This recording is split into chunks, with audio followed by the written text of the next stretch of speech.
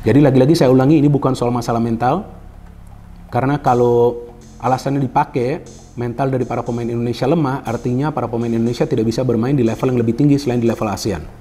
Jadi gak bisa alasan dipakai mental. Kalau menurut saya mental mereka kuat.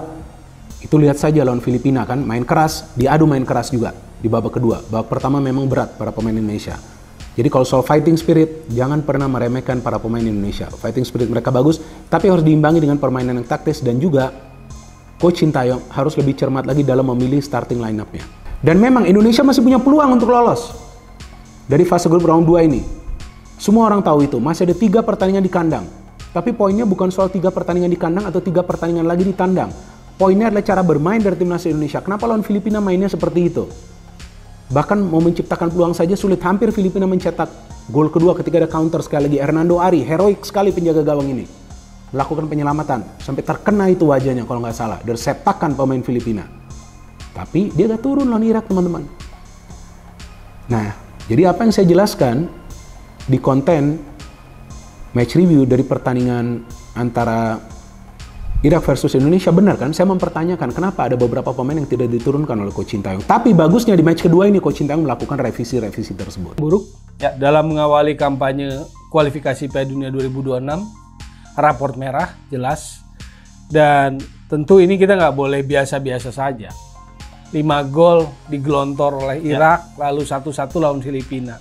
Filipina loh saya bilang. Ya sejak kapan Filipina jago bola gitu, walaupun belakangan naturalisasi, tapi tetap courtnya, akarnya lebih tua kita lah. Kalau bicara sepak bola, maka ketika draw dari Filipina sebelumnya kalah digelontor 5 gol oleh Irak, menurut saya ini adalah alarm keras harus sudah berbunyi gitu loh. Dan ini sebagai untuk federasi, untuk exco gitu loh, untuk segera mengevaluasi. Kenapa begitu? Karena menurut saya kan begini, Sintayong sudah memasuki tahun keempat.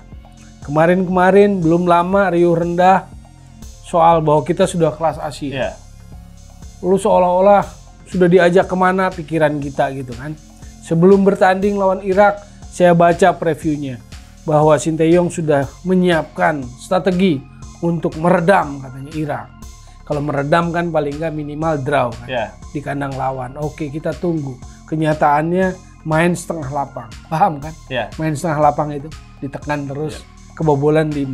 Nah ini yang menurut saya sih nggak bisa diterima atau nggak bisa dianggap biasa-biasa saja. Cuman ya finishingnya jelek. I mean siapa itu dapat peluang, Sadil kalau nggak salah. Terus Arhan dapat peluang. Ada beberapa peluang lah. Finishingnya jelek banget sehingga gue pikir kedua dan akhirnya seri. Ya sorry itu saya, walaupun peluang kita lebih banyak kalau nggak salah daripada Filipina juga babuk, yang lebih parah lagi Filipina finishingnya. Gue rasa kita nggak layak menang, dan gue agak kecewa dengan Sintayong juga, dengan pemain juga. Dan yang gue sangat sayangkan kenapa dari awal tidak main dengan contoh Sadil kanan, strike kiri, Sananta di depan. Ini contoh aja. Main dengan, kalau perlu main dengan 2 DM kalau lu mau main lebih kuat, dengan Irianto sama I don't know, Marek Klok. Terus wingbacknya Asnawi sama si Patinama, Jody Amat sama Bagot sebagai center back. Oke, kenapa nggak main sesimpel itu sih? Kambuaya di belakang 3 striker, kasih dia space untuk bermain. Kenapa harus sok-sok eksperimen dengan 3 back mau main tandang atau apa? Untuk gue sih ya sorry itu sih, untuk gue agak bullshit ini yang dilakukan oleh Sintayong. Nah, ST sudah mengatakan dia akan menjadi bertanggung jawab untuk semua ini. Dia akan mengevaluasi apa yang terjadi dengan hasil-hasil yang negatif dalam 2 pertandingan. Ya, kita berharap seri bermain di Basak tapi akhirnya kita kalah. Kita berharap bisa menang di Manila, akhirnya kita seri. Nah, itu akan menjadi evaluasi bagi STY karena sekarang dia harus menatap untuk Piala Asia yang semakin dekat, karena praktis persiapan mungkin hanya 1 bulan ke depan untuk sebelum menuju ke Qatar. STY sendiri sudah mengatakan ketika hasil pertandingan selesai melawan Filipina dan berakhir 1-1, ya di mana kita tidak kalah di sana, ya bahwa dia mengapresiasi perjuangan semua pemain. Ya, pemain sudah bekerja keras, sudah berjuang di lapangan. Tentu kalau ada hal-hal yang tidak baik, ya mungkin diarahkan kepada dia yang bertanggung jawab sebagai pelatih kepala. Ya, tapi pemain-pemain dia tidak akan menyalahkan semua pemain. Ya, untuk si A yang salah, si B yang salah, dia bilang tidak. Dia tetap menjunjung tinggi perjuangan Asnawi Mangku Alam dan kawan-kawan. Soal ada evaluasi, ya itu perlu. Ya, tapi untuk tidak saling menyalahkan, itu STY. Artinya ini secara profesional, ya, dia tidak menuding siapapun, dan dia tetap sekali lagi, ya, memuji penampilan pasukannya. Terlepas banyak yang bilang ini penampilan yang kurang begitu bagus, ya, kurang menarik. Ya, tetapi bagi STY semua sudah berjuang dengan gigih. Ya, makanya dia perlu untuk apresiasi semua penampilan pemain-pemain ini. Start Timnas Indonesia di putaran kedua kualifikasi Piala Dunia 2026 mendapat sorotan negatif dari pengamat sepak bola Indonesia, Tommy Welly.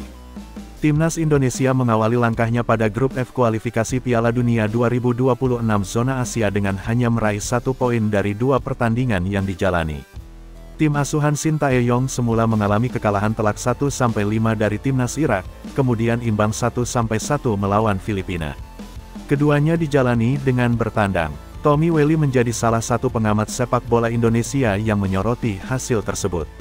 Ia mengaku kecewa dengan performa yang ditunjukkan Garuda. Lelaki yang akrab dikenal dengan Bung Towel itu pun memberikan rapor merah buat pelatih timnas Indonesia, Shin Tae-yong, sebab melenceng jauh dari target. Yakni meraih 4 poin dari 2 pertandingan tersebut, dengan rincian mampu menahan imbang timnas Irak, lalu meraih poin penuh saat bersua Filipina. Ini kan kenyataannya hanya mendapatkan 1 poin. Ini jelas start yang buruk, rapor merah bagi STY, kata Tommy saat dihubungi awak media, Selasa, tanggal 21 November tahun 2023. Menurutnya, rapor merah ini layak diberikan kepada pelatih asal Korea Selatan tersebut karena klaim yang menyebut sudah berhasil membawa timnas Indonesia naik ke level Asia. Akan tetapi ternyata tidak terbukti. Permainan Asnawi Mangku Alam dan kawan-kawan di bawah arahan Shin Tae-yong masih jauh dari harapan. Katanya kita sudah level Asia, tapi menghadapi Irak kita kalah 5 gol, Korea Selatan uji coba juga 5 gol, dan lawan Filipina kita ketinggalan dulu 1-0, ujar Bung Towel. Dan yang lebih memprihatinkan, permainan kita lawan Filipina juga sangat pas-pasan, beruntung tidak kalah, ia menambahkan. Lebih lanjut Bung Towel menilai, sudah saatnya bagi Badan Tim Nasional, BTN PSSI untuk melakukan evaluasi terhadap kinerja Shin Tae-yong dengan segera.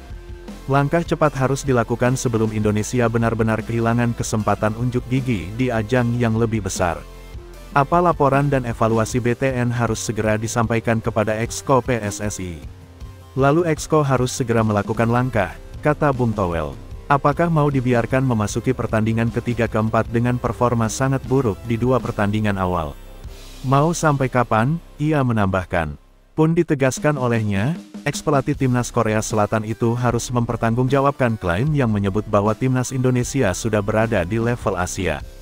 PSSI harus menagih janji dan ucapan STY.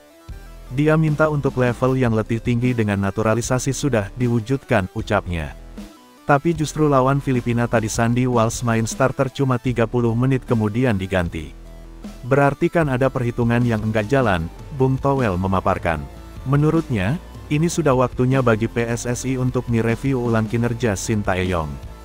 Terlebih di Piala Asia 2023, timnas Indonesia berada dalam grup yang cukup berat bersama Jepang, Irak dan Vietnam.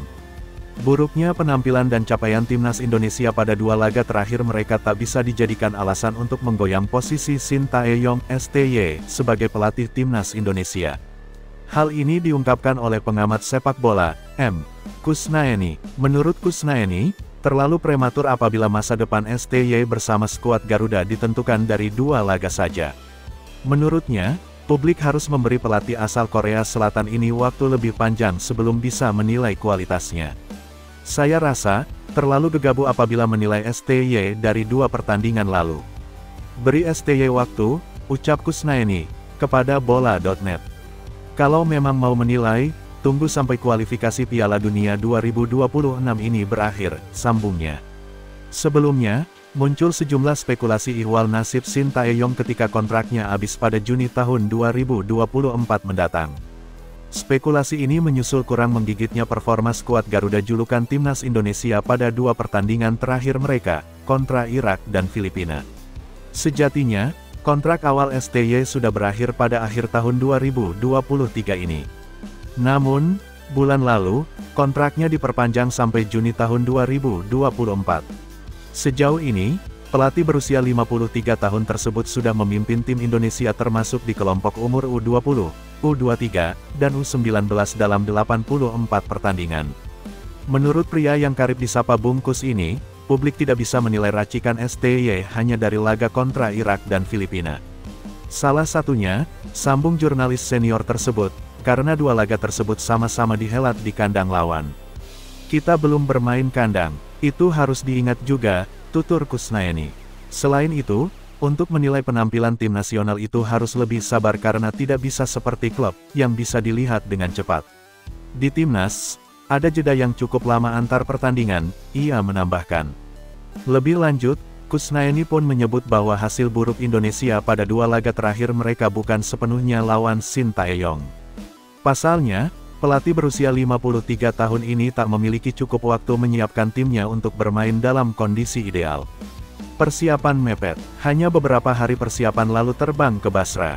Setelahnya langsung ke Filipina. Terlihat di lapangan bahwa kondisi fisik pemain seperti kembali ke zaman dulu, ketika pemain Indonesia hanya mampu bermain konsisten sampai menit 60, papar Kusnaini. Ini juga harus jadi catatan.